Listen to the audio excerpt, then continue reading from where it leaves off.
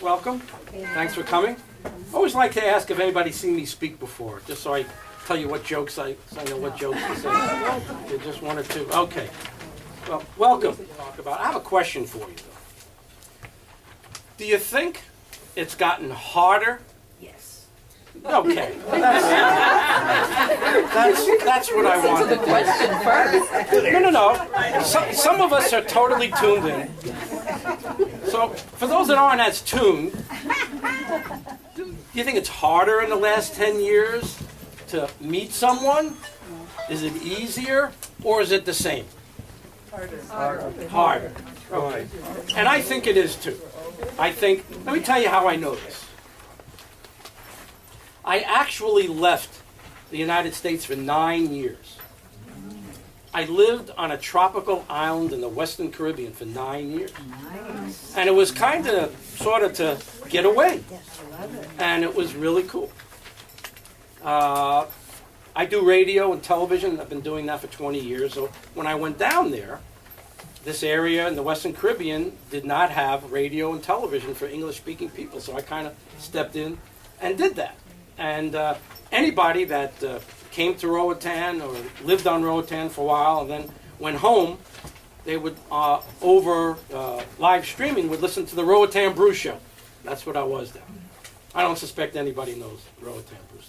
But anyway, it was kind of a shock when I returned about 2 years ago to see how things have changed a little bit.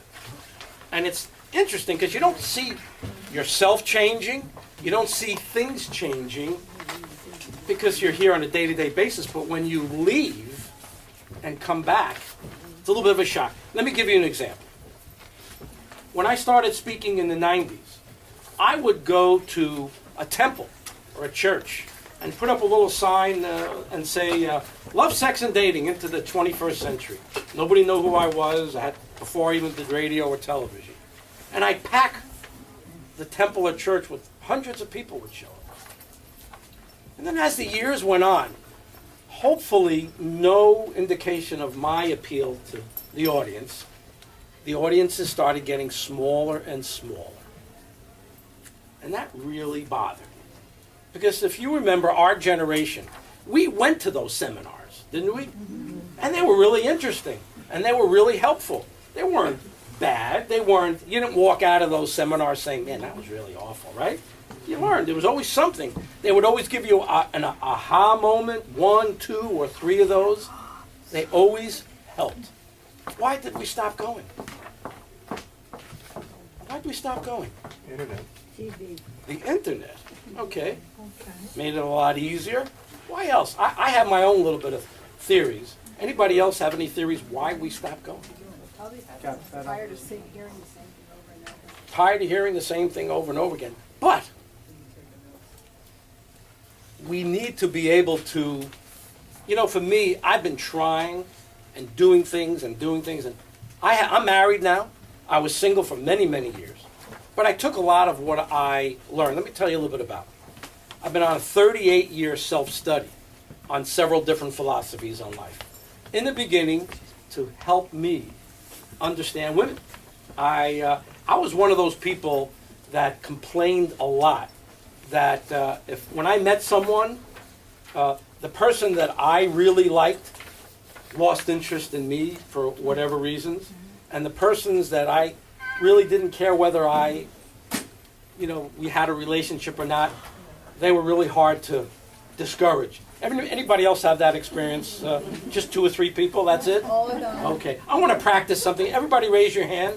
Everybody has? Okay, I just wanted to make sure. Because I'm going to ask you to raise it a few times for some fun reasons. And if you don't, I just want to make sure that it's not an arthritic thing. We can do it? Okay, I saw a lot of hands go up. By the way, we'll eventually get to the name of this seminar. It's Uncovering the Mysteries to Successful Dating, Relationships, and Love.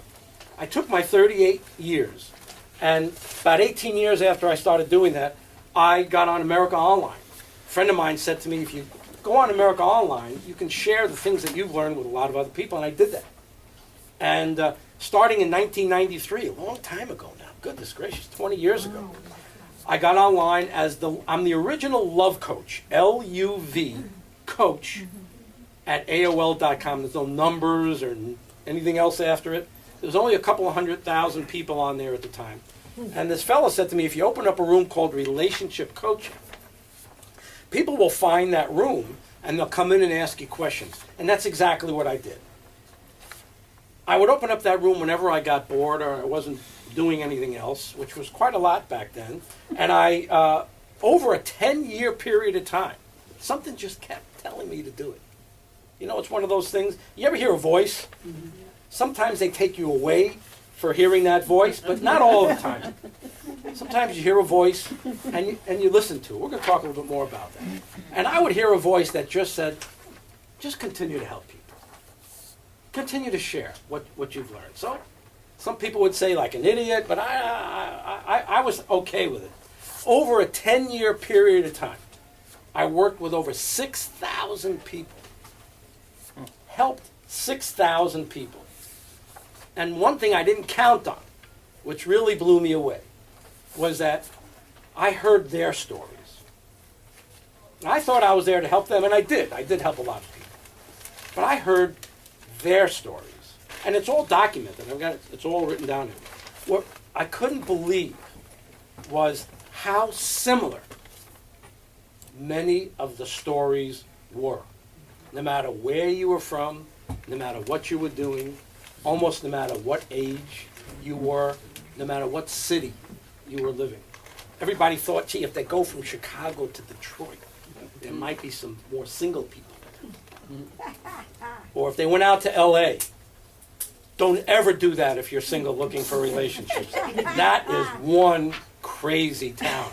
Let me tell you something. It is the most dysfunctional city in the world. Anybody from LA here? Because if the word gets back there, then I'm saying this, I'm in big trouble. But it really is. Why do you think that is? Why do you think it's so dysfunctional? Hollywood, we look at TV and we go, wow, look at those beautiful people, right? Look at. Why do you think it's so dysfunctional? Any ideas? Phony. Spooning. It's phony. Phony. Why is it phony? What's their deal? Make believe. Well, that's not quite true. I'm not going to. Well, you know, really what it is that every lead in the school play who thought that they had a chance, they all went out to LA. Okay, and every boy and girl that won, you know, the best looking in their high school, they all went out to LA. Imagine a whole city with people like that. That's pretty interesting.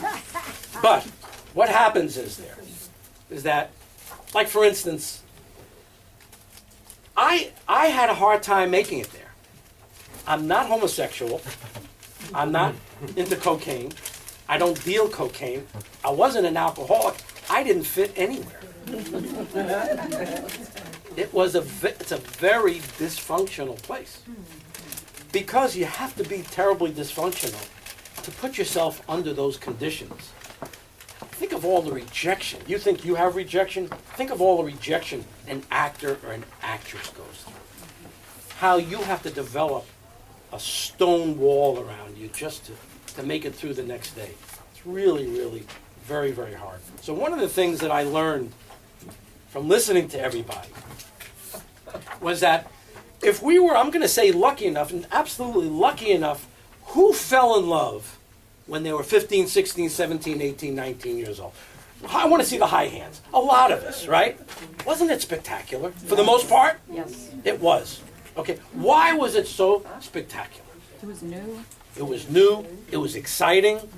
There was We were naive. Very naive. none of this. Yeah. No baggage. This is heavy. All right? This is no baggage. We had no preconceptions. We were kind of, yeah, this is pretty cool. Okay? I remember, and I didn't think this was a fault of mine. I was single for many, many years. And people used to say to me, why do you like such young girls? You know, everybody says this, right? Why do you like such young girls? Why do you think older people like younger girls? Let's get rid of the obviouses. Why do you think older folks like younger people? Ego. But they want to go back. They want to feel young, they want to go back, okay, you know, Someone to take care of body parts, you know, whatever. You know what I realized it was? Stimulation. You know what I realized it was? When you were 16, 17, 18, 19, you were still damn excited about relationships. Unless you started too young. If you started when you were 13, 14, 15, and you liked those 16, 17, and 18-year-old boys, nobody in this room did that. But if that happened, you started young. But if you fell in love at 16, 17, 18, 19, 20, and you had a decent experience, gosh, there's nothing like that. But if you got your heart broken during that process, that's hard. And I want to tell you something, ladies. There's not a lot of men in here, so I'm not going to embarrass them. I'm going to tell you something about men that you never realized. And these guys, you ask them when, there's some areas, if you want to stand around the walls here, if you really want to come in, you can come on in. There's two chairs here. Two chairs here. Okay, 3 chairs. But I spit, so don't sit over here. There's 3 chairs here, up front.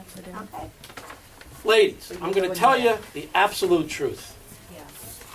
When men are 15, 16, 17, 18, 19 years old, and they get their hearts broken, they never recover. Neither do women. But I'm going to tell you the difference. I'm going to tell you the difference, and you're right. You have a chance to talk to your girlfriends about it. You have a chance to talk to your mother about it. You have a chance to talk to your sister about it.